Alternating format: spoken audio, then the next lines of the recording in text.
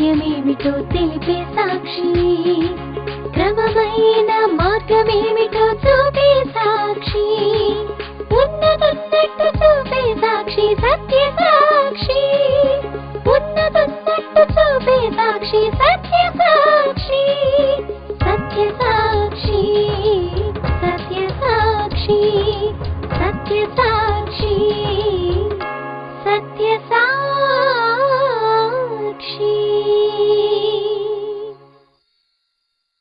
సత్యసాక్షి అను మా టీవీ కార్యక్రమమునకు ప్రేమపూర్వక ఆహ్వానము. ఈ కార్యక్రమంలో క్రైస్తవ సిద్ధాంతాలపై చర్చ మరియు వీక్షకుల ప్రశ్నలకు జవాబులు మీరు చూడగలరు. సత్యసాక్షి.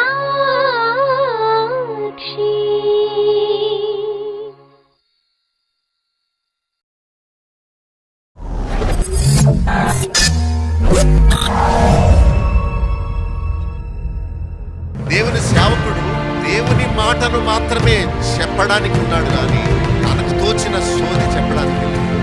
దేవుని గ్రంథంలో లేని స్టేట్మెంట్ చెప్పకూడదు. శాపగ్రస్తుడు అవుతాం. నాకున్న అనారోగ్యం పోవాలంటే దేవుడు నన్ను స్వస్థపరచాలి. మనుషులు కాదు, కొబ్బరి నూనె కాదు, గుడ్డ ముక్కలు కాదు, అయ్యగారి చెయ్యి కాదు. విశ్వాస సహితమైన ప్రార్థన. రోగిని ఎందుకు దేవుణ్ణి మోసగిస్తున్నావు అనుకుంటున్నారు మీరు? నీ రహస్య పాపాన్ని దాచుకుని నీవెక్కడికి వెళ్ళలేవు. మనుషుల నుండి తప్పించుకోగలవు కానీ దేవుడిని చెప్పుకుని నీవు చేసిన ప్రతి పని పరలోకమందున్న గ్రంథములో రాసి పెట్టాడు. You have no way to escape from the wrath of God, from the sight of God. You have lost the heaven, you have lost the love of God. నీకు తెలుసు పాస్టర్ గారు, నీకు తెలుసు మందిరం, నువ్వు చదువుకున్న బైబిల్ని, నీవు పాడావెన్నో పాటల్ని, కానీ ఇస్కరియోతు యూదా లాంటి యుక్తితో నీవు జీవించావు. నీ పాపమే నిన్ను పట్టింది. ఈ సమయంలో ప్రభు వస్తే నీ పరిస్థితి ఏంటి? ఆ భయంకరమైన అగ్నిగుండం తప్పించుకోండి. ఈ లోకంలో మీరు నీతిమంతులుగా మార్చబడితేనే ఆ నీతి రాజ్యంలోకి వెళ్తారు. ఈ రాత్రి మీరు మారకపోతే ఒకవేళ మార్పు చెందే అవకాశం మీకు ఉండదేమో.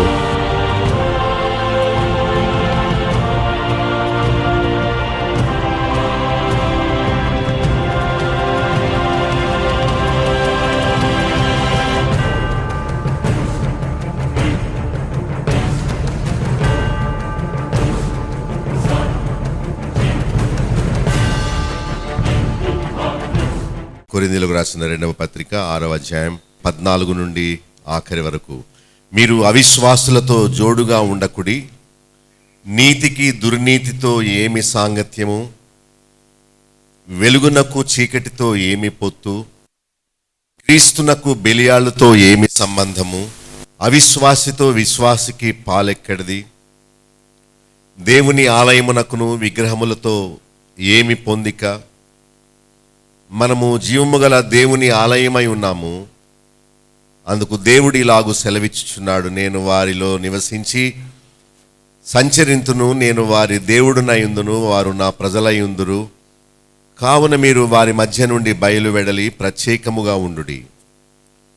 అపవిత్రమైన దానిని ముట్టకుడని ప్రభువు చెప్పుచున్నాడు. మరియు నేను మిమ్మను చేర్చుకొందును, మీకు తండ్రినయుందును, మీరు నాకు కుమారులను కుమార్తెలనయుందురని సర్వశక్తి గల ప్రభువు చెప్పుచున్నాడు. 5వ అధ్యాయంలో మనం చూసింది ఏంటంటే క్రీస్తుకు రాయబారులుగా ఉండాలని పౌలు మనలను ఎంకరేజ్ చేస్తున్నాడు. గాడ్స్ ఏజెంట్స్, ఆయన పక్షమున ఉండేవారుగా ఉండాలనేది ఆయన యొక్క ఉద్దేశం. దేవునితో సమాధాన పడుడని క్రీస్తు పక్షంగా బ్రతిమలాడుతున్నాడు. దైవభక్తి అనేది మన అవసరాల కోసం దేవుణ్ణి వాడుకోవడం కాదు, కానీ దేవునితో సమాధాన పడడమే మన ముఖ్య గురి అయి ఉండాలి. దేవుని కృపను వ్యర్థము చేసుకునవద్దని మిమ్మల్ని వేడుకొనిచున్నాను. ఎన్నో అవకాశాలు దేవుడిచ్చాడు, వాటిని మనం వేస్ట్ చేసుకోకూడదు.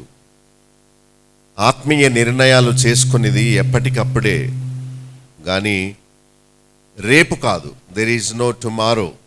We are not sure about our tomorrow. మనము అనుకూల సమయమందే మనము మరి నిర్ణయం తీసుకోవాలని చూచాం. 3వ వచనములో పౌలు తన పరిచర్య నిందింపబడకూడదని, ఏ విషయంలో ఎవరికి అభ్యంతరం కలగకూడదనే ఉద్దేశముతో తను శ్రమలను, ఇబ్బందులను, ఇరుకులను, ఇలాంటి పరిస్థితుల్లో తాను మిగుల ఓర్పు కలిగి ఉన్నాడు. To set as a model, తాను ఓర్పు కలిగి ఉన్నాడు. దేవుని సేవకులు మనకి మోడల్గా ఉన్నారు. నన్ను అడిగితే ప్రతి విశ్వాసి ఒక మోడల్ లివింగ్ జీవిస్తూ తన నైబర్స్కి క్రీస్తును చూపేవారుగా ఉండాలి. మరి ప్రతి క్రైస్తవుడు అలా ఉంటున్నాడా, ఉండగలుగుతున్నాడా అంటే లేదు. అబద్ధాలనే చిన్న బలహీనత నుంచి జయం పొందలేని వారు క్రీస్తు సారూప్యాన్ని లోకానికి ఎలా చూపగలరు? చిన్న చిన్న విషయాల్లో నమ్మకంగా ఉండలేని వారు పెద్ద విషయాల్లో ఎలా నమ్మకస్తులుగా ఉండగలరు? ఆయన ఓర్పు, పవిత్రత, జ్ఞానము, దీర్ఘశాంతము, 6వ వచనములో దయ, పరిశుద్ధాత్మ వలన, కపటము లేని ప్రేమ, సత్యవాక్యము చెప్పుచు దేవుని బలము వలన నీతి ఆయుధములు కలిగి ఉన్నాడు పౌలు. మరి అలాంటి మోడల్ లివింగ్ మనకెంతో మేలు చేస్తుంది. తీతుకి ఆయన ఉత్తరం రాస్తూ, తీతు అన్నిటి యందు నిన్ను నీవే మాదిరి కనుపరచు. నేను సంఘానికి, తోటి సేవకులకు ఎలా మాదిరిగా ఉన్నానో, తీతు నువ్వు కూడా అన్నిటి యందు నిన్ను నీవే మాదిరి కనుపరచు. మోసము లేనివానుగా ఉండు అని చెప్పాడు పౌలు. సో ఇక్కడ నేర్చుకునేది ఎందుకంటే బయట ప్రదర్శించడానికి, బయట లోకానికి మనము మాదిరిగా ఉండాలి. అసలు మానవ జీవితం అంతా అనుకరణనే. ఫ్యాషన్ కానీ, నడత కానీ, మరి జీవిత విధానము కానీ, ఇదంతా ఒకరిని చూసి ఒకరు నేర్చుకునేదే. అలాగే భక్తి జీవితం కూడా ప్రేమించడం, ఓర్చుకోవడం, సహించుకోవడం, ఓర్పు కలిగి ఉండడం, దీర్ఘశాంతముతో ఉండడం, నిష్కపటముగా ఉండడం, ఇదంతా చూచి నేర్చుకునేది. మాదిరికరమైన సేవకులు మనకు దొరకడం కూడా ఒక భాగ్యమే. వేషధారులైన సేవకులను చూచి ఆ మంద వేషధారులుగా తయారవుతారు. ఒక పాస్టర్ అమ్మ స్కర్ట్స్ వేసుకొని వాక్యం చెప్తుంది, స్లీవ్లెస్ బనియన్స్ వేసుకొని వాక్యం చెప్తుంది, స్టేజ్ మీద ఇటు అటు నడుస్తూ. మీకు తెలుసా, ఆ చర్చికి వచ్చే వాళ్ళు కూడా అదే బాపతో, యథా రాజా తదా ప్రజ అని, రాజు ఎలా ఉంటాడో ఆ ప్రజలు కూడా అలానే ఉంటారు. బోధకుడు వేషధారి అయితే అతన్ని అనుసరించే వాళ్ళు కూడా మరింత వేషధారులు అవుతారు. బోధకుడు దీనుడైతే అతన్ని వెంబడించే ఆ గొర్రెలు కూడా దీనంగానే ఉంటాయి. బోధలు చేయడం కంటే మోడల్ లివింగ్ జీవిస్తూ బోధించడం ఎక్కువ ప్రభావాన్ని చూపిస్తుంది. సో పౌలు క్రీస్తును పోలి నడుచుకున్నాడు, తన అనుచరులను తనను పోలి నడుచుకోమని చెప్తున్నాడు. సేవకు తర్బీదిచ్చే తీతు లాంటి భక్తులకు ఏం చెప్తున్నాడు? నేను ఎలా ఉన్నానో తీతు, నువ్వు కూడా అన్నిటి యందు నిన్ను నీవే మాదిరి కనుపరుచుకో. తీతు, ప్రసంగాలు చేయడం కాదు, సువార్త పత్రికలు పంచిపెట్టడం కాదు, నీ లైఫే ఒక పత్రికగా ఉండాలి. నీవు మోసము లేనివాడుగా ఉండేలా చూసుకో. ముందు సువార్తను నీకు చెప్పుకో, ఆ తర్వాత ఇతరులకు చెప్పుకోవచ్చు. అని పౌలు తిమోతిని హెచ్చరిస్తున్నాడు. తెస్సలోనికయ 1:6 తెస్సలోనికయ విశ్వాసులట వాక్యమును అంగీకరించి పౌలును ప్రభువును పోలి నడుచుకున్నారట. ఆ విశ్వాసులు మనకి మోడల్. వారు నమ్మకమైన బోధకులను సేవకులను మాదిరిగా పెట్టుకొని నడుచుకుంటున్నారట. మనం కూడా వెతకాలి. నేను మోడల్గా తీసుకోనగలిగిన సేవకులు ఈ రోజుల్లో ఎవరైనా ఉన్నారా అని వెతకాలి. పూర్వకాలమందు సేవకుల దగ్గరికి యవనస్తుల్ని పంపేవారు తల్లిదండ్రులు. ఎందుకంటే సేవకుల కాళ్ళు బట్టి వారి బట్టలు ఉతికి వాటిని ఐరన్ చేసి ఆయన సంచి మోసి వాయిద్యాలు వాయించడం నేర్చుకొని ఆ సేవకుని కాళ్ళ దగ్గర కూర్చొని వాక్యం విని పనులు చేసి ఆ విధంగా ఆయన తర్వాత తాను ఒక సేవకుడు అగునట్లు పంపారు. ఈ రోజుల్లో పంపిస్తారా పిల్లల్ని? వాడే ఇంజనీరో లేకపోతే గల్ఫ్ దేశాలకు వెళ్ళిపోవడమో టెక్నికల్ విద్య నేర్చుకోవడమో ఇలాంటి వాటి కొరకు వారి పిల్లల్ని ఎంకరేజ్ చేస్తారు. కానీ అరే మందిరానికి వెళ్ళి అవన్నీ శుభ్రం చేసి ఉండు, నేను తర్వాత వస్తాను, వెళ్ళి పాస్టర్ గారికి ఏం కావాలో చూడు, ఆయనకు కూడా ఉండు, నేర్చుకో, ఎలా ప్రేమిస్తున్నారో, ఎలా క్షమిస్తున్నారో, ఎవరితో ఎలా డీల్ చేస్తున్నారో, వాక్యాన్ని ఎలా వివరిస్తున్నారో, ప్రార్థన ఎలా ప్రారంభిస్తున్నారో, ఎలా ముగిస్తున్నారో, వాక్యం ఎలా చెప్తున్నారో నువ్వు నేర్చుకో అని యవనస్తులను పంపే తల్లిదండ్రులు లేరు, వచ్చే యవనస్తులు కూడా లేరు. ఎప్పుడు నేర్చుకుంటారు? ఎవరైనా బిజీ అయిపోయింది, ఫోన్లతో బిజీ. ఈ సోఫిస్టికేటెడ్ లివింగ్ అలవర్చుకున్నారు కానీ మంచి సేవకుని అనుకరించడం నేర్చుకోవట్లేదు. నన్ను అడిగితే అలాంటి సేవకులు ఈ రోజుల్లో లేరు.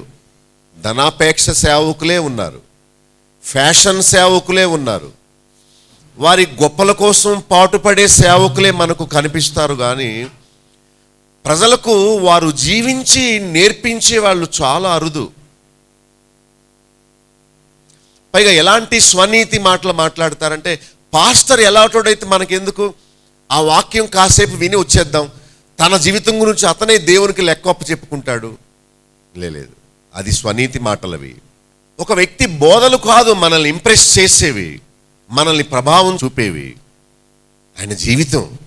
ఆ వ్యక్తి బోధలు 20% మనల్ని ఇన్ఫ్లుయెన్స్ చేయగలిగితే ఆ వ్యక్తి ప్రవర్తన 80% మనల్ని ప్రభావం చేస్తుంది. మనం ఎప్పుడు ఏమనుకోవాలంటే, బైబిల్లో నా వయసు వాళ్ళు ఎవరన్నా ఉన్నారా, నా వలే నేను మాదిరిగా తీసుకోనగలిగిన వ్యక్తులు ఎవరన్నా బైబిల్లో ఉన్నారా, మంచివాళ్ళు, నేను వారి వలే ఉంటాను.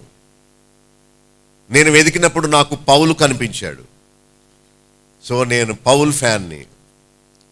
ఆయన వలే ఉండాలనుకున్నా. ఆయన పెళ్లి చేసుకోలేదు, మరి నాకు పెళ్ళయ్యాక అర్థమైంది ఈ విషయం.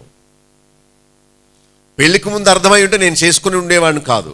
ఎందుకంటే పౌలు ఏమన్నాడంటే, పెళ్ళైన వాడు తమ జీవిత భాగస్వామిని ఎలా సంతోష పెట్టాలని ఆలోచిస్తాడు, వివాహము కాని వాడు ప్రభు విషయం ఆలోచిస్తాడు అని ఉంది.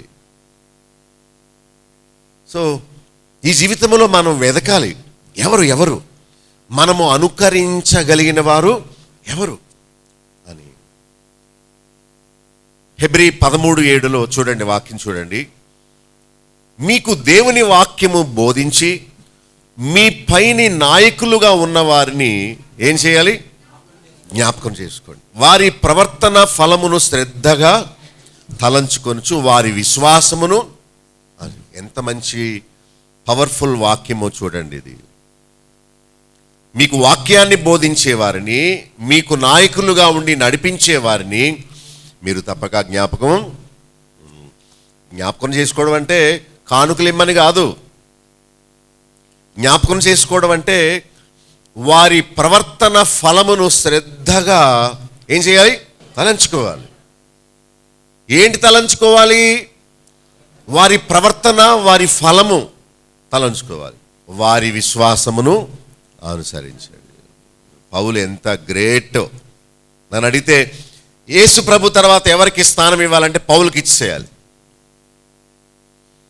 కొంతమంది పౌలు మాటలను తప్పుపడతారు, వాళ్ళకు లోబడే ఇష్టం లేక.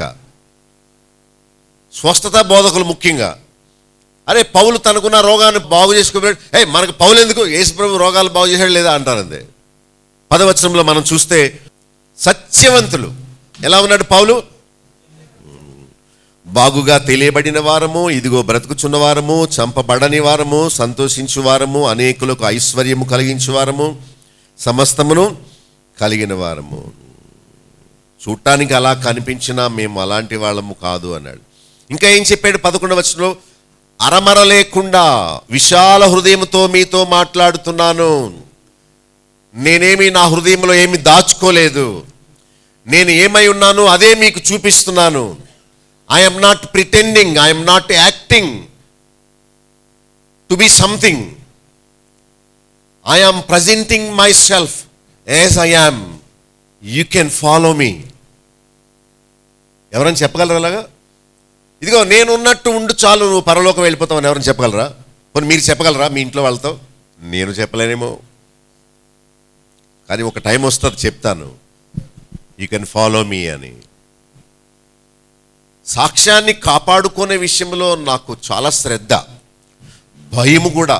ఏ మచ్చ పడుతుందో అని భయం, గడగడలాడుతాను నేను. ఎందుకంటే నన్నెవరూ అభినందించాలని కాదు, నేను ఇతరులకు మోడల్గా ఉండాలనేదే నా తపన, ఒక మంచి మోడల్గా ఉండాలని. సో మీరు కూడా అలా ఎందుకు ప్రయత్నం చేయకూడదు? మీ ఫ్యామిలీకి మీరు మోడల్గా ఎందుకు ఉండకూడదు?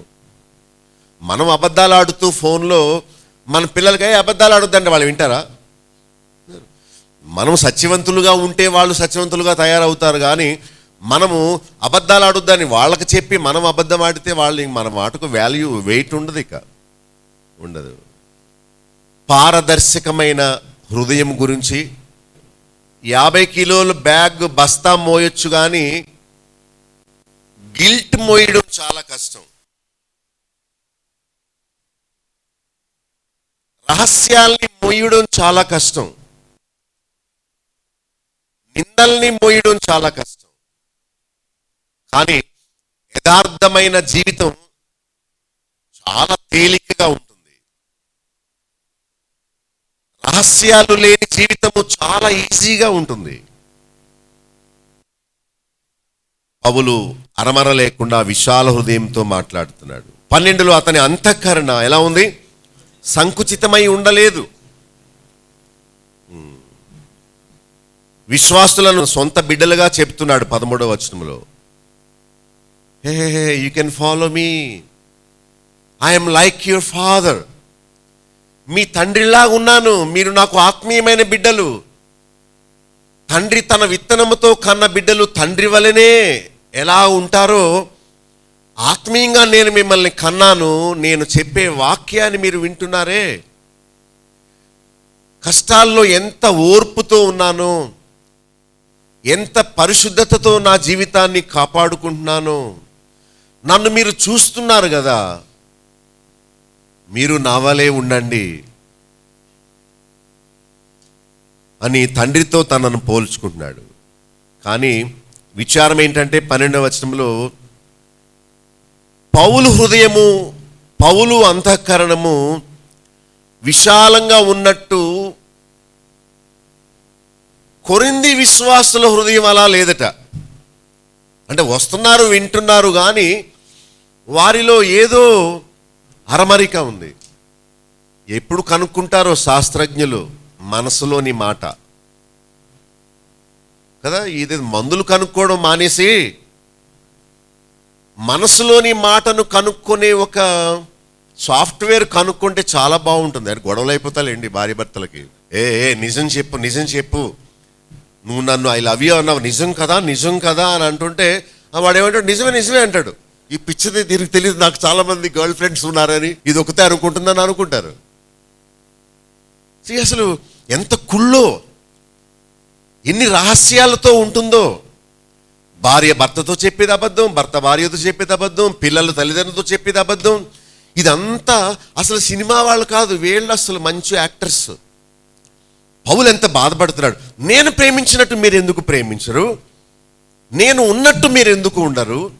నేను చూడు ఎంత విశాల హృదయంతో నా అంతఃకరణ ఎంత విశాల, నా హృదయాన్ని అలా తెరిచాను, ట్రాన్స్పరెంట్గా ఉంచాను, పారదర్శకంగా జీవిస్తున్నాను, ఏది దాచుకోలేదు, అరమరిక లేకుండా మాట్లాడుతున్నాను.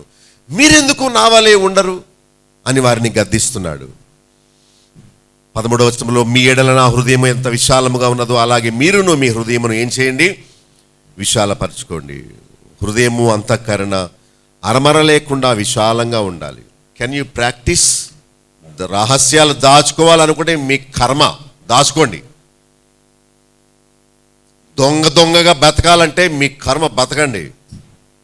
లేదు ఇక నుండి నేను నిర్మలంగా ఉంటాను, రహస్యం అనేది ఏది ఉండదు, నా భార్యకు, నా భర్తకు, నా బిడ్డల మధ్యలో, నా తల్లిదండ్రుల మధ్యలో నేను నిర్మలమైన జీవితం జీవిస్తాను.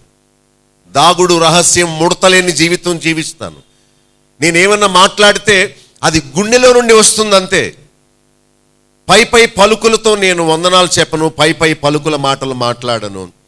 నేను యథార్థంగా ఉంటాను. దేవా, అట్టి కృపను నాకు ఇవ్వండి. ఆ లైఫ్ చాలా ఈజీగా ఉంటుందని చెప్తున్నారు, నాకు కావాలి, ఇవ్వవా అని అడగండి దేవుణ్ణి, తప్పక దేవుడు ఇస్తాడు. మీ మాటలు ఎలా ఉన్నాయి? మీ హృదయం ఎలా ఉంది? మనము పౌలును మోడల్గా తీసుకోవచ్చు. ఏమీ దాచుకొనక హృదయంలో ఉన్నదాన్నే చెప్పాలి. ఒకరోజు మా అమ్మాయి వచ్చి నాతో ఒక మాట అంది, డాడీ నేను ఒక బుక్ రాయాలనుకున్నాను డాడీ అంది. ఏంటమ్మా బుక్ అంటే, గాడ్ యువర్ హార్ట్ అట. GUARD, గాడ్ అంటే నీ హృదయమును కాచుకో అనే బుక్ రాయాలనుకుంటున్నాను డాడీ అంది. ఇంకా ప్రారంభించలేదు, నా హెల్ప్ కావాలట. మేమిద్దరం కలిసి రాస్తాం ఒక బుక్. సామెతలు ఏముంది? అన్నిటికంటే నీ హృదయమును భద్రముగా కాపాడుకొనుము. Don't worry about your physical body. కళ్ళు కనబడతలేదు, కళ్ళజోడు పెట్టుకోవడం, ఏదో పెదవులు ఆరిపోతున్నాయని లిప్ గార్డ్ ఉంటుంది ఎండిపోకుండా. ఈ ఫిజికల్ గురించి మనం శ్రద్ధ తీసుకోవడం కాదు.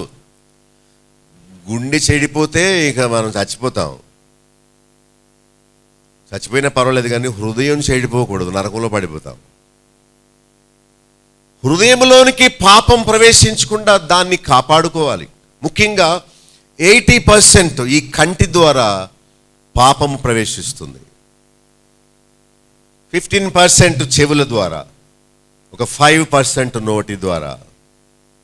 మనం దాన్ని ప్రొటెక్ట్ చేసుకోవాలి, ప్రయత్నం చేయాలి, ప్రాక్టీస్ చేయాలి.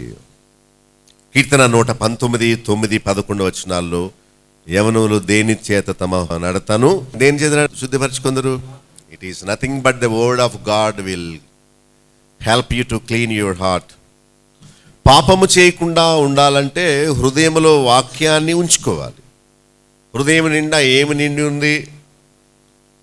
అబద్ధాలు ఆడకండి, చెప్పండి. అసలు కామన్గా మనం ఆలోచిస్తే మన హృదయం నుండి లెక్కలు ఉంటాయి. ఒక ఆయన, నేను బైబిల్ కారులో ఉండి ఒకసారి మీ బైబిల్ ఇవ్వండి అన్నాను. సడన్గా నాకు బైబిల్ ఇచ్చాడు. దానిలో పద్దు పుస్తకం ఉంది. పాలవాడికి ఇంత, కరెంట్ బిల్లులు ఇంత. మరి దాన్ని బైబిల్ ఎందుకు పెట్టుకున్నాడు? వాక్యం వెండి మనిషి ఏం రాసుకుంటాడేమో. ఏదో పోస్టల్ కవర్ ఏదో ఉంది, ఇంకేవేవో కాగితాలు. ఆ బైబిల్ నాకు దొరికింది. ఇంతకీ మీ హృదయం దేని చేత నింపబడింది? వాక్యము హృదయంలో ఉంచుకుంటే పాపం చేయకుండా మనం. ప్రభు కాలంలో శాస్త్రులు, పరిచయులు వారి క్రియలు బాగున్నాయి, కానీ వారి హృదయం దోపుతో. మనుషులు చూడలేనిది దేవుడు మాత్రమే చూడగలిగింది ఒకటి ఉంది. ఏంటి? మనుషులు చూడలేనిది దేవుడు మాత్రమే చూడగలిగింది. ఏంటి? హృదయం. ప్రభు చెప్పాడు, హృదయము నిండి ఉన్న దాన్ని బట్టి నోరు. ప్రభు ఇంకా చెప్పాడు, హృదయ శుద్ధి గలవారు ధన్యులు వారు దేవుని. You want to see God, you have to have a clean heart. He is worried about the inner being, not your outward appearance, how you look. ఏదో బంగారు ఆభరణాలు ఉన్నాయా, తీసేసావా? ఏ రంగు బట్టలు వేసుకున్నావు? ఏం మాట్లాడుతున్నావు? ఇది కాదు ఆయన చూసేది. నీ సిద్ధపడే విధానము వెనుక ఉన్న ఉద్దేశము, నీవు మాట్లాడే మాటల వెనుక ఉన్న ఉద్దేశము, the motive behind all your deeds, that's what God is worried about. 14వ వచనంలో, మీరు అవిశ్వాసులతో జోడుగా ఉండకూడి. జోడు అంటే కలిసి ఉండద్దు. ఒక లిస్ట్ చెప్పాడు, నీతికి దుర్నీతికి ఏమి సంఘం, వెలుగుకు చీకటికి ఏమి పొత్తు, క్రీస్తుకు బెలియాలతో ఏమి, అవిశ్వాసికి విశ్వాసితో పాలెక్కడిది. దేవుని ఆలయములో ఎందుకు ప్రభు విగ్రహాలు, శిలువలు, మరియ విగ్రహాలు పెట్టుకున్నారు? ఆహా, ఇది చదవలేదు వాళ్ళు. హలో, వాళ్ళకి వెళ్ళి చెప్పండి ఏమని ఉంది 18వ వచనంలో, దేవుని ఆలయమునకు విగ్రహములతో ఏమి పొందిక బుద్ధి లేనోళ్ళారా, మందిరములో బొమ్మలు పెట్టుకుంటారా అంటే వాళ్ళ బైబిల్లో ఇది లేదా? మరి వాళ్ళు చదవలేదా? ఏ రూపమునైనా నువ్వు చేసుకొనకూడదని చెప్తుంటే ఈ ఆర్సీఎం వాళ్ళు పెట్టారని వీళ్ళు కూడా అలాగే మొదలు పెట్టారు. ఒక ఆయన వ్యాపారంలో లాస్ వస్తుందని సిద్ధాంతి దగ్గరికి వెళితే, నీ ఇల్లు సరిగ్గా వీధి సోల పోటులో ఉంది, ఈ వీధి పోటు అంతా నీకు తగిలేస్తుంది, నువ్వు వినాయకుడు విగ్రహం పెట్టుకో అన్నారట. అబ్బాయి నేను క్రిస్టియన్ అంటే యేసుప్రభు విగ్రహం పెట్టుకో అన్నారట. అంటే అదంతా ఆయన కొట్టుకుపోద్ది, ఆయన చచ్చిపోతాడు, నువ్వు బాగానే ఉంటావు అనుకుని వెంటనే విగ్రహం ఒకటి తెచ్చుకున్నాడు, ఇలాగ ప్రభు ఇలా ఉండే విగ్రహం. మీరు నమ్మరు, ఆ విగ్రహం పెట్టిన 2వ నెలలో ఒకే ఒక కుమార్తె ఇంట్లో ఊరు పోసుకుని చచ్చిపోయింది. విగ్రహారాధికులను అడగండి, విగ్రహాన్ని కలిగి ఉండి దానికి పూజలు నైవేద్యాలు పెట్టకపోతే ఆ విగ్రహం వెనక ఉన్న శక్తి వాళ్ళని మింగేస్తుందట. పటము వేరు, బొమ్మ వేరు. బొమ్మగాను కలిగి ఉన్నారా, ఆ బొమ్మను చేయించిన సాతాను మిమ్మల్ని మింగేస్తుంది, జాగ్రత్త. యేసుప్రభు బొమ్మ అయినా సరే, never have any idols in your home. Table మీద కూడా సిలువ బొమ్మ పెట్టుకోవద్దు. నీ ఇంటిలో కూడా విగ్రహాలు ఏవి పెట్టుకోవద్దు. మనిషి విగ్రహమైనా సరే పెట్టుకోవద్దు. ముఖ్యంగా దేవుని సన్నిధి అనుకునే మందిరంలో అసలు ఏమి రూపాలు చేసుకోవద్దు. సిలువ బొమ్మలు కానీ, సెయింట్ పీటర్స్ విగ్రహం కానీ, సెయింట్ మేరీ అలా అనకూడదండి. వాళ్ళ సెయింట్లు ఏంటి, వాళ్ళ పాపులని పౌలు చెప్పుకుంటుంటే మనమే వాళ్ళకి పేర్లు పెట్టేస్తున్నాం. పరిశుద్ధుడైన పౌలు దేవాలయం. నేను పాపినిరా బాబు, ప్రథమ పాపిని, అట్టి వారిలో నేను ప్రధానుడని చెప్తుంటే వీళ్ళు ఏమంటున్నారు, సెయింట్ పాల్స్ చర్చ్. క్రీస్తు సంఘం కాదు, దేవుని సంఘం కాదట, బాలయేసు మందిరం. బాలయేసట ఆడిచ్చి ఇలాగా లాలి లాలి అని పాట పాడి బొమ్మను పెట్టుకున్నావా, నీవు నరకానికి పడిపోతావంతే. దేవుని ఆలయమునకును విగ్రహములతో పొందిక ఏది? మీరే లేక మనమే జీవము గల దేవుని ఆలయమై ఉన్నామని దేవుడిలాగు సెలవిస్తున్నాడు. You are the temple of God. నీ హృదయము దేవుడు నివసించే ఒక ఆలయముగా ఉండాలని కోరుకుంటే, దేవుడు పట్టడానికి దేవుడు కోరుకున్న ఆలయము ఇది అయితే ఇంకెందుకు ఏదేదో కట్టడానికి ప్రయత్నిస్తావు? ఏదో సిలువలు పెట్టి చర్చెస్ ఇలా నిర్మిస్తారు. ఎవడు పెట్టాడు ఇలాగ ఉండమని? ఇలాగ ఉండకూడదా? నేను కట్టిన మందిరాలన్నీ జస్ట్ ఒక మీటింగ్ ప్లేస్లా ఉంటాయి.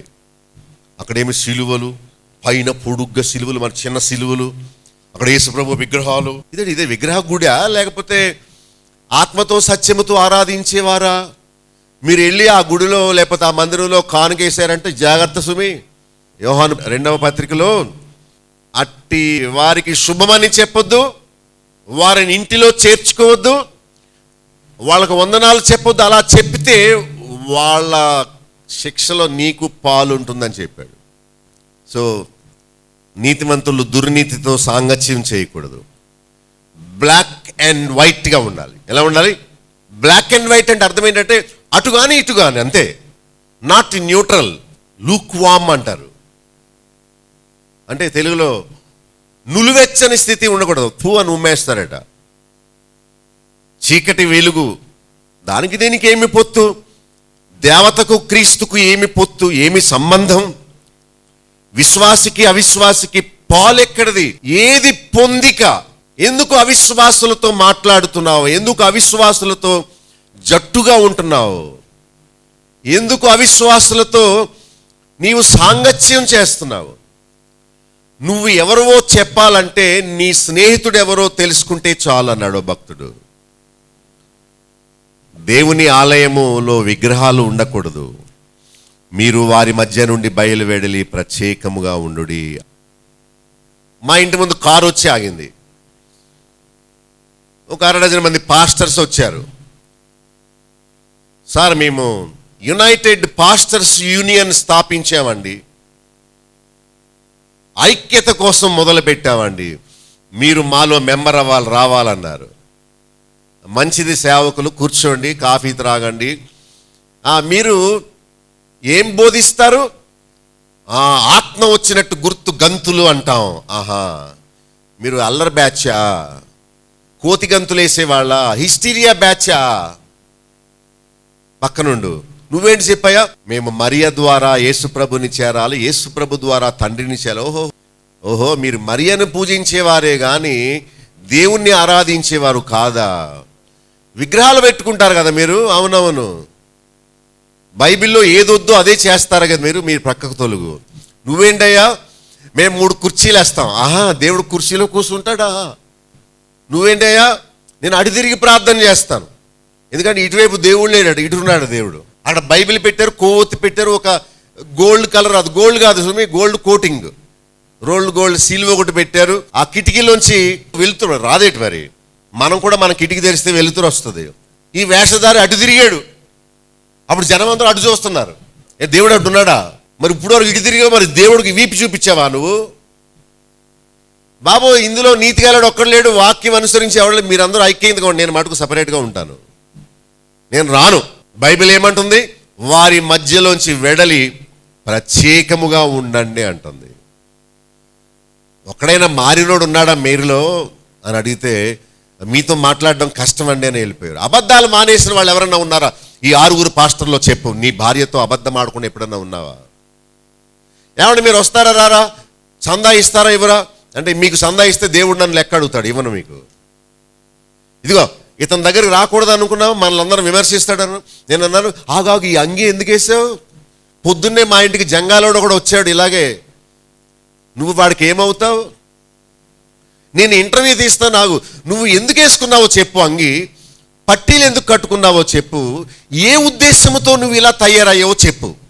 సూట్ కేసులోంచి తీశాడు, పట్టీ కట్టుకున్నాడు, మెడలో ఇంకో పట్టీ వేసుకున్నాడు, పొడుగాటి గౌన్ ఒకటి వేసుకున్నాడు, లాంగ్ ఫ్రాక్స్, మరి లేడీసే కదా నైటీలు వేసుకుంటారు, అలా ఉంది. ఎవరిని ఇంప్రెస్ చేయాలన్నయ్యా ఈ వేషం? ప్రజల్ని భ్రమపరచడానిక, లేదు నువ్వేదో ప్రత్యేకమైన వ్యక్తి అని, పరిశుద్ధుడు అని చూపించుకోటాక? వై? ఒక పాస్టర్ని అడిగాను, కెమెరా ఉంది, మన ఇద్దరం కాసేపు మాట్లాడుకుందామంటే ఆయన ఎలా దండం పెట్టాడు, వద్దు బాబోయ్, నేను వెళ్ళిపోతాను బాబోయ్. నన్ను చూస్తే అడులు. ఇక్కడ బషీరా హోటల్లో నేను ఒక రూమ్ తీసుకుని ఉన్నాను, మంచి మంచి వెల్ నోన్ బోధకుడు, ఇంతవరకు వేసేసాడు ప్యాంటు, ఇన్సెట్ అనమాట, ఇక్కడికి అడుగుతున్నాడు. అరే, నీవు బాడీ ఎక్సర్సైజ్ సరిగా మెయింటైన్ చేయలేకపోతున్నావు, నువ్వు ఇతరులకు ఏం చెప్తావు అనుకున్నాను. హలో బ్రదర్ అని షేక్ నన్ను చూసి ఆగిపోయాడు. ఇద్దరం లిఫ్ట్లో ఉన్నాం. నేను అన్నాను, మీరు ఏ ఫ్లోర్లో ఉన్నారు, మీ రూమ్లోకి వస్తాను, కాసేపు జస్ట్ షూట్ చేస్తాం, కొన్ని ప్రశ్నలు ఉన్నాయన్నాను. నేను 3rd ఫ్లోర్లో అనేది చెప్పబోయాడు. నేను ఒక 10 నిమిషాలకు వచ్చి రిసెప్షన్లో అడిగాను, పలానా వ్యక్తి ఏ రూమ్లో ఉన్నాడు చెప్పండి అని. ఏమంటే మీరిద్దరు కలిసి లిఫ్ట్ ఎక్కి పైకి ఎక్కారు కదా, ఏం చెప్పారండి బాబు? వెంటనే సూట్ కేసు పట్టుకొచ్చాడు, ఖాళీ చేసాడు అన్న. ఎందుకు వాడికి అంత భయం అంటే, వాడు మోసగాడు కనుక భయం. ఏమండి, నమ్మకంగా యథార్థంగా ఉన్నప్పుడు మనం ఎవరికి భయపడవలసిన అవసరం? పోలీసు ఆఫీసర్లు అడిగినా సరే, వాట్ యు వాంట్, ఏం కావాలి నీకు అని మనం ఎదురు ప్రశ్న వేస్తాం. నీతి మనల్ని ధైర్యంగా ఉంచుతుంది. అబద్ధ బోధకులు ఎంత వంచనతో ఉంటారో. Can you depart your self from that group? నువ్వు చెప్పగలవా? బ్రదర్ ప్రేమ కాగులించుకో వెళ్ళి, ప్రేమ ప్రేమ అని తాగుబోతుని. నిజమైన భక్తి నీతిని ప్రేమిస్తుంది, భక్తిహీనతను ద్వేషిస్తుంది. బైబిల్ చెప్తుంది, వానితో చేతులు కలపొద్దు, వానికి దూరంగా ఉండు, కనీసం విష్ చేయొద్దని చెప్తుంది. మీకెందుకు స్వనీతి? ఫోన్లే వందనాలు చెప్దాం, బాగోదు, అయ్యగారు చెప్పారు. సపరేషన్ గురించి బైబిల్ మాట్లాడుతుంది. అపవిత్రమైన దాన్ని ముట్టకుడి, వాళ్ళ బలలో పాలు పంచుకోవద్దు. ఎజ్రా 6:21 ప్రజలు తమను తాము ప్రత్యేకపరుచుకున్నారట. ఎజ్రా 9:1-2 వచనాల్లో మరి ప్రత్యేకంగా వాళ్ళు ఉండడానికి నిర్ణయం చేసుకున్నారు. లేవి 20వ అధ్యాయం 23-26 వచనాల్లో కూడా ఇశ్రాయేలు ప్రజలు అన్యుల మధ్యలో ఉంటున్నప్పటికీ వాళ్ళు ప్రత్యేకంగా జీవించారు. లూకా సువార్త తీయండి 6:22 మనుషులు మిమ్మును ద్వేషించి వెలివేసి నిందించి మీ పేరు చెడ్డదని కొట్టివేయినప్పుడు మీరు ధన్యులు అట. ఎప్పుడు? మీతో స్నేహం చేసినప్పుడా? మిమ్మల్ని, ఎందుకంటే మీరు ఎప్పుడైతే వాళ్ళు చేసేదాన్ని ఖండిస్తారో, ఎప్పుడైతే మీరు సెపరేట్గా ఉంటారో మీరు ఏం చేయబడతారు? ద్వేషింపబడతారు. వాళ్ళ పాపములో కలిసిపోతే మనల్ని ఏమనరు. ఎప్పుడైతే నువ్వు చేసేది తప్పు, నేను నీతో కలవను అంటామో అప్పుడే మనల్ని వారు ద్వేషించడం ప్రారంభిస్తారు. ఎంత మంచి లిస్టు చూడండి. మిమ్మల్ని మనుషులు ద్వేషిస్తారు, వెలివేస్తారు, నిందిస్తారు, మీ పేరు చెడ్డదని కొట్టివేస్తారు. ఆ నీతి నిమిత్తము, క్రీస్తు నిమిత్తము, సత్యము నిమిత్తము, లోకము నుండి, తప్పు బోధల నుండి మనము ప్రత్యేకింపబడాలి. మేము కారులో వస్తుంటే మీటింగ్కి వెళ్ళి, బ్రదరు అసలు ఇన్ని లోకములో ఇన్ని తప్పు బోధలు ఉన్నాయని మాకు తెలియదండి, ఇంతటి దుండగలు ఉన్నారా? అయ్యో మాకు అసలు తెలియదు వాళ్ళు వేసే వేషాలని. మీరు ఒక్కొక్కటి చెబుతుంటే అవునా అవురా అవురా అనుకుంటున్నాం మేము అని అన్నారు. నేనన్నా ఒకసారి వెళ్ళి చూడండి, మెయిన్ లైన్ చర్చెస్ ఉన్నాయో చూడండి. కమిషనర్ గారు ఉన్నారు, ఆయన అన్నారు, అయ్య బాబు వాళ్ళ గురించి మీకు తెలియదండి బాబు, వాళ్ళు మంచిగా తాగితే కానీ పెళ్లి చేయరు. మంచి మీటింగ్ అయిపోయాక ఎదురుగానే డైరెక్ట్గా కూర్చున్నారండి బ్రాందీ సీసాలు వేసుకొని. అప్పుడు ఇదేంటి ఎవరైనా రహస్యంగా తాగుతారు, ఈ పాస్టర్లేంటి ఓపెన్గా తాగేస్తున్నారు. నేను ఆశ్చర్యపోయానండి. అయ్య బాబు వాళ్ళందరూ దొంగలండి బాబు, అసలు మీకు తెలీదు వాటి గురించి, నేను చూసి వచ్చాను ఇక్కడికి అని చెప్తున్నారు. నేను నిజమా అంటుంటే పిచ్చోళ్ళ ఉన్నారే అన్నాడు ఆయన. మీరు కూడా వెళ్ళి చూడండి, ఊపుడు అంటే ఎలా ఉంటుందో, హిస్టీరియా అంటే ఎలా ఉంటుందో. మీరు దగ్గరికి వెళ్ళారంటే చప్పట్లు కొట్టే పద్ధతిలో వేస్తారు మీకు, మీ చెంప మీద మిమ్మల్ని కూడా. ఇక్కడ తగిలేస్తుంది మీరు పక్కన ఉన్నారంటే, బాబోయ్ తప్పుకోవాలి మీరు. ఆమెకి దయ్యం పట్టేసి వచ్చేస్తుంది ఇలాగా, అంటే అటువంటి ఇటు కొట్టేస్తారు చెంపల మీద అనమాట. తప్ప ఒంటి మీద పౌటు ఉందో లేదో చూసుకోకడో ఇలాగంటది. మరి పాస్టర్ పౌటు కప్ అంటాడు. అలా కొట్టేసుకుని దగ్గరికి వెళ్ళి భర్తలాగా మొహంలోకి చూసి, నీకెలా ఉంది చెప్పు. అదొక దొంగ, అది డబ్బు కోసం అలా వేసింది వేషాలు. దేవుని సన్నిధి ఇది. మరి నువ్వు వెళ్ళిపోయి అక్కడ ఇలాగ అంటావా? సిగ్గులేదు? అలాంటి చోట కూర్చుంటే నీకు దయ్యం పడుతుంది, దురాత్మ ఆవరిస్తాడు. నీకు తెలియకుండానే ఇలా అంటావు నువ్వు ప్రార్థన చేసేటప్పుడు. వచ్చేస్తుంది నీకు దయ్యం పడితే వచ్చే లక్షణాలు అవి. ఇంతకుముందు బాగానే ప్రార్థన చేసేవాడు, ఇప్పుడు ఉస్తూ అంటున్నాడు. ఇది అక్కడ పాము గుసలు కొట్టినట్టు విడుస్తూస్తా అన్నాడు.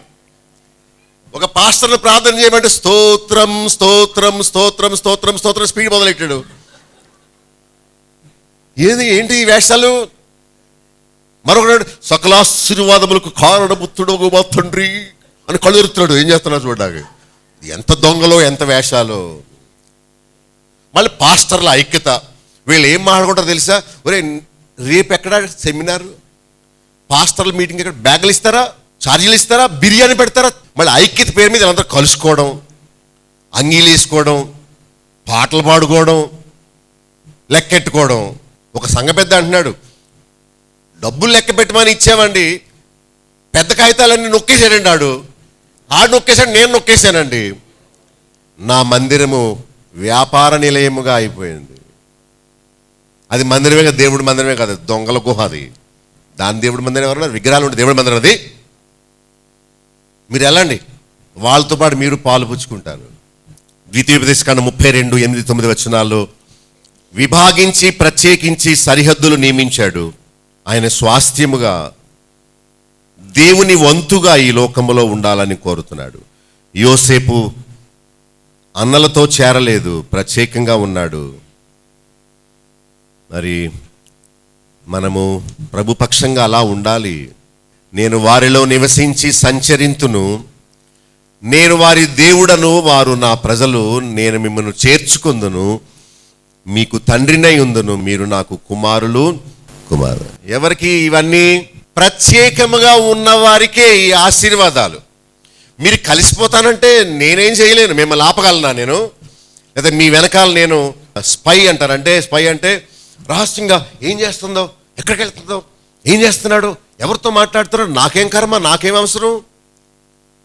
సత్యం కావాలని వినడానికి వచ్చారు కనుక పోవద్దు అని చెప్పగలను అంతే.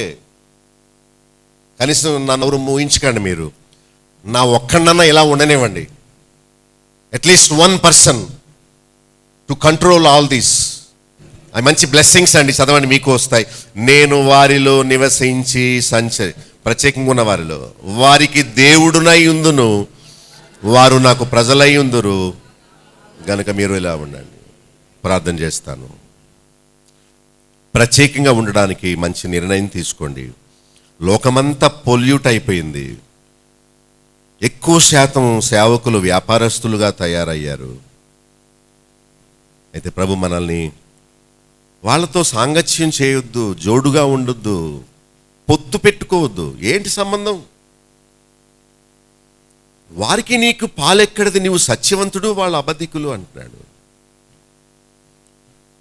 యేసు ప్రభు కూడా పాపులలో చేరక ప్రత్యేకముగా ఉన్నవాడు. గొర్రెలన్నీ ఒక పక్కన ఉన్నాయి, మేకలన్నీ మరో ప్రక్కన ఉన్నాయి. నీవు ఏ గుంపులో ఉంటావు ప్రియ సహోదరుడా, సహోదరి? ప్రభు సంఘం కోసం ప్రార్థన చేస్తూ వారు లోకములో నుండి ప్రత్యేకింపబడిన వారు అన్నాడు.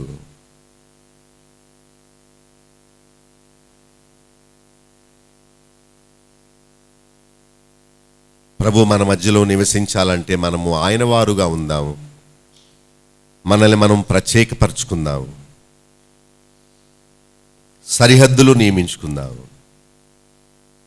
మోమోటానికి వెళితే ప్రభుని సంతోష పెట్టలేము. యోసేపు గోతులో వేయబడినా పర్వాలేదు, చెయ్యని నేరానికి చెరసాలకు వెళ్ళినా పర్వాలేదు, కానీ నేను పాపులతో ఏకీభవించను,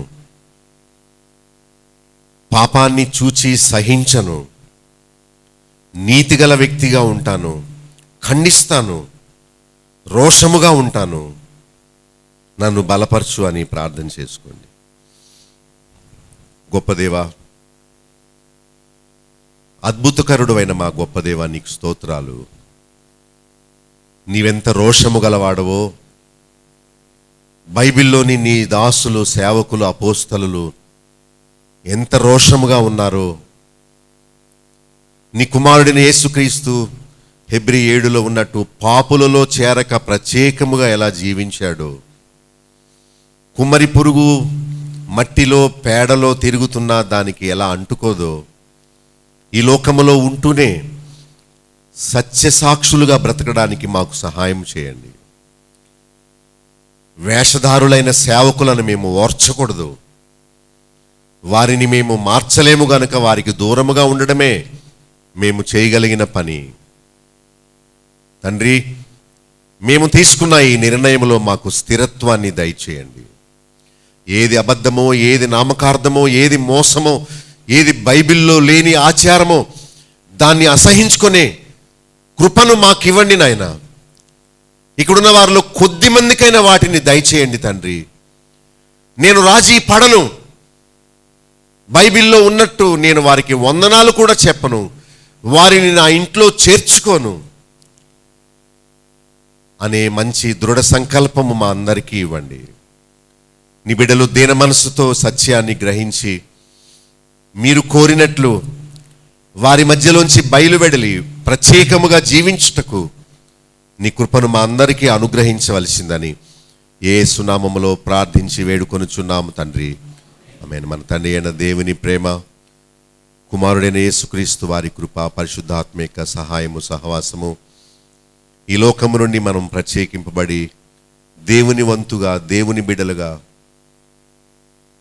జీవించుటకు కృప చూపి ఆయన రాకడ కొరకు సిద్ధపరిచి కాపాడునుగాక. Amen. Thank you. Satyasakshi TV కార్యక్రమంలోని ఉపదేశాలు మీరు వింటున్నారు కదా, వాటిని అర్థం చేసుకుంటున్నారా లేక అపార్థం చేసుకుంటున్నారా? ఈ కార్యక్రమాల్లోని ఉపదేశాలు ఎవరినో ఉద్దేశించి చెప్పినవి కావు, లేక తప్పు బోధకులను మార్చుటకు తలపెట్టినవి కావు. సామాన్య ప్రజలకు ప్రభువు భక్తిని, యథార్థమైన క్రైస్తవ జీవితాన్ని నేర్పించి అబద్ధ బోధకుల ఉచ్చు నుండి వారిని తప్పించే ప్రయత్నమే. ఈ కార్యక్రమంలో మీరు వినే సత్యాలకు మీరు సమ్మతిస్తే నాతో చేతులు కలపొచ్చు. రండి, సత్యసాక్షులుగా రోషంగా జీవించి పడిపోయిన క్రైస్తవ సమాజాన్ని పునర్నిర్మిద్దాం. మీకు తల ఎత్తే ప్రశ్నలు లేక ఈ విషయమై మీకున్న అభిప్రాయాలు నేరుగా నాతో పంచుకోవచ్చు. నాకు ఫోన్ చేయండి, మీకు వచ్చే ప్రశ్నలకు నేను సమాధానం చెప్తాను. నా ఫోన్ నెంబర్ 9440111250. మరొకసారి చెప్తాను, 9440111250. ఈ నెంబర్కి ఎప్పుడైనా ఫోన్ చేయొచ్చు. అనారోగ్యాల గురించి, ఆర్థిక ఇబ్బందుల గురించి, మరేవో సమస్యల గురించి కాక క్రైస్తవ సిద్ధాంతాలు, తప్పు బోధలను గురించి నాకు ఫోన్ చేయండి. మీతో తప్పక నేను సమయం తీసుకొని ఆ విషయమై చర్చించి సత్యమును గురించి మంచి అవగాహన నేను మీకు ఇవ్వడానికి ప్రయత్నం చేస్తాను. ఇవేవో క్రొత్త విషయాలు కాదు. బైబిల్ తెరిచి చూడండి, పలానా అధ్యాయములో పలానా వచనములో దేవుడు ఏం చెప్తున్నాడో చూడండి అని మీకు చూపించే ప్రయత్నమే కానీ క్రొత్త బోధ లేక ఎవరినో విమర్శించే పని కాదు సుమా. సత్యాన్ని మీకు తేటపరిచే పనే సత్యసాక్షిగా నేను మీకు అందిస్తున్నాను. మీరు కూడా నా వలె సత్యము గూర్చిన రోషము కలిగిన వారా అయితే నాతో చేతులు కలపొచ్చు. మనందరము సత్యసాక్షులుగా ఈ లోకంలో నిలవబడి తప్పు బోధలకు, తప్పు బోధకులకు ఒక సింహ స్వప్నముగా నిలబడి ప్రజలను లేక క్రైస్తవ సమాజాన్ని సరి అయిన మార్గంలో నడిపిద్దాం. ప్రతిరోజు గంట సేపు ప్రసారమయ్యే ఈ వినూత్నమైన కార్యక్రమాల గురించి మీ స్నేహితులకు, మీ బంధువులకు చెప్పండి. సత్య అసత్యాల గురించి చర్చించండి. సత్యం కోసం నిర్భయంగా ముందుకు రండి. చేతులు కలపండి. క్రొత్త సమాజాన్ని నిర్మిద్దాం. ప్రజలను తప్పు బోధల నుండి, తప్పు మార్గాల నుండి, వేషధారణ నుండి, నామకార్థ భక్తి నుండి తప్పించి రక్షణ, మారు మనసు, పరిశుద్ధ జీవితంలోనికి నడిపిద్దాం. సత్యసాక్షి.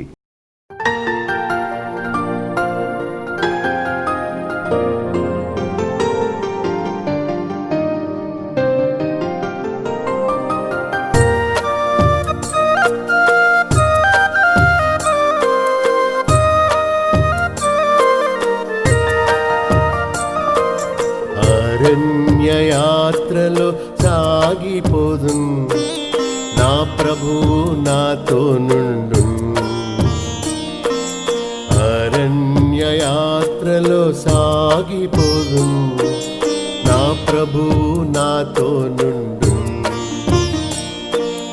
ఆయనే రక్షణ తోడు నీడా, దినదినము నన్ను కృపతో నింపు. ఆయనే రక్షణ తోడు నీడా, దినదినము నన్ను కృపతో నింపు. చేరుదు నేను కానానుకు, చిరకాలమచ్చటనుందు.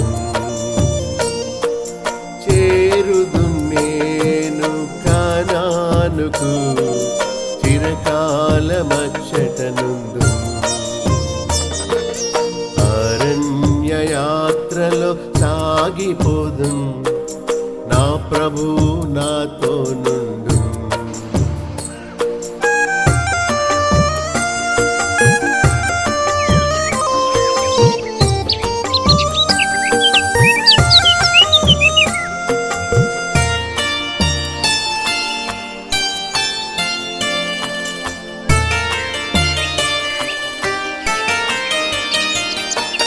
ఐగుప్తును విడచి పయనింతును, పాప బంధాలను తెంచి రక్షణ నొంది. ఐగుప్తును విడచి పయనింతును, పాప బంధాలను తెంచి రక్షణ నొంది. సైతాను శరీరాలోకముతో నేను పోరాడి జయముంది శక్తితో నిలుతు. సైతాను శరీరాలోకముతో నేను పోరాడి జయముంది శక్తితో నిలుతు. అరణ్య యాత్రలో సాగిపోదు, నా ప్రభువు నాతో నుండు. అరణ్య యాత్రలో సాగిపోదు, నా ప్రభువు నాతో నుండు.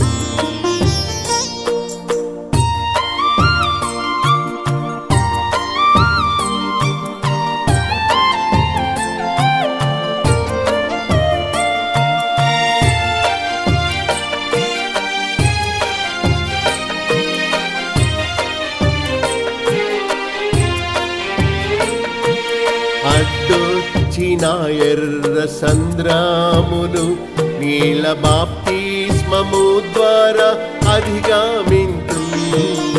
అడ్డొచ్చిన ఎర్ర సంద్రామును నీల బాప్తిస్మము ద్వారా అధిగమింతు. దినదినము కురియు మన్నా భుజించి ధైర్యముతో నా యాత్రను కొనసాగింతు. దినదినము కురియు మన్నా భుజించి ధైర్యముతో నా యాత్రను కొనసాగింతు. అరణ్య యాత్రలో సాగిపోదు, నా ప్రభువు నాతో నుండు. అరణ్య యాత్రలో సాగిపోదు, నా ప్రభువు నాతో నుండు.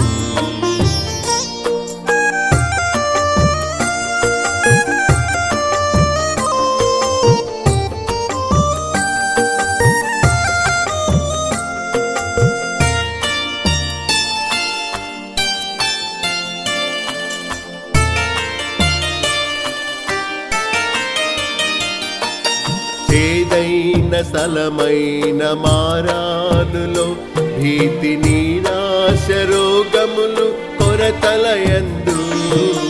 చేదైన స్థలమైన మారానులో భీతి నిరాశ రోగములు కొరతలయందు.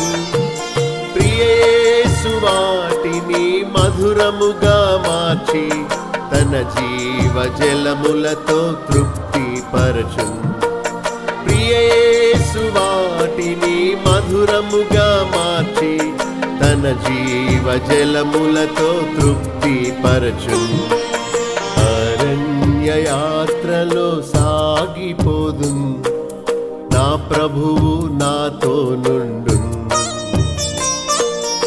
అరణ్య యాత్రలో సాగిపోదు, నా ప్రభువు నాతో నుండు.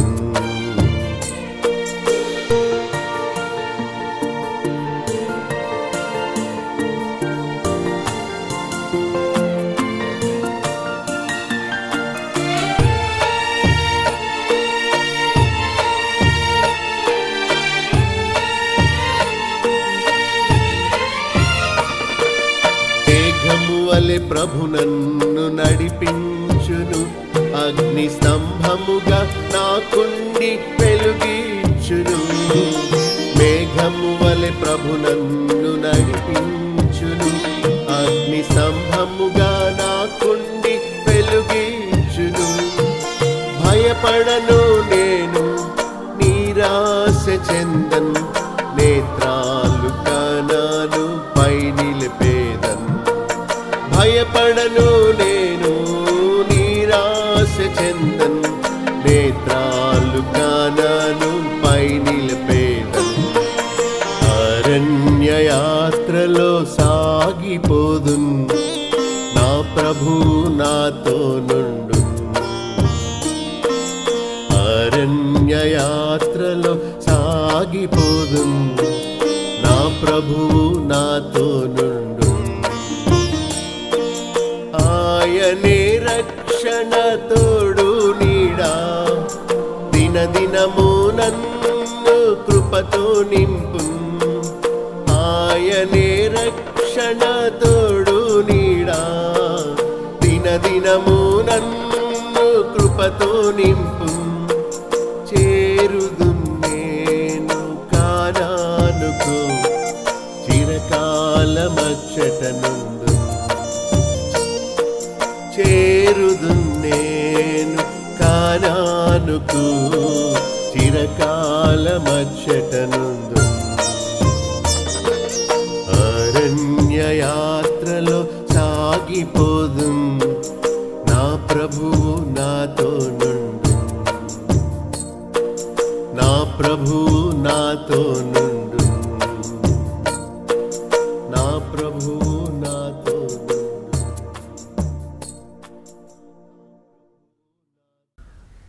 మా చిరునామా బాబులో గండి, చైర్మన్, బేతేల్ అసెంబ్లీ, నల్లజర్ల.